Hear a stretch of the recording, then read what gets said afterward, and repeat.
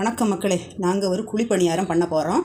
அதுக்கு தேவையான பொருள்: இட்லி மாவு, அரிஞ்சு வச்ச கறிவேப்பிலை, சீவி வச்ச இஞ்சி, சின்ன வெங்காயம், பச்சை மிளகு, கொஞ்சோண்டு எள்ளு, பாருங்க கேரட்டு. இதுக்கு கூட இதெல்லாத்தையும் சேர்த்து மிக்ஸ் பண்ணி கலக்கிட்டு காட்டு. இந்த பதத்துக்கு குழப்பி வச்சாச்சு. பாருங்கள், குழிப்பணியார சட்டி அடுப்பில் வச்சாச்சு. எண்ணெய் ஊற்றுறோம்.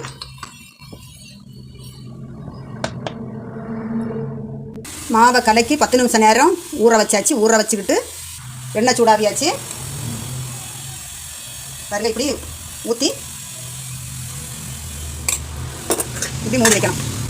எப்படி உப்பி வந்துருக்கு பாருங்கள். இதை இனி மறைச்சி வைக்கணும். பாருங்கள், இப்படி எல்லாத்தையும் மறைச்சி வச்சாச்சு. பொரிஞ்சு வந்தாச்சு. எடுக்கிறோம்.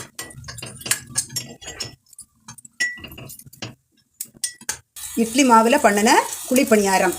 காரம், சுவை எல்லாமே, இனிப்பு, புளிப்பு, உப்பு எல்லாமே இருக்குது. இது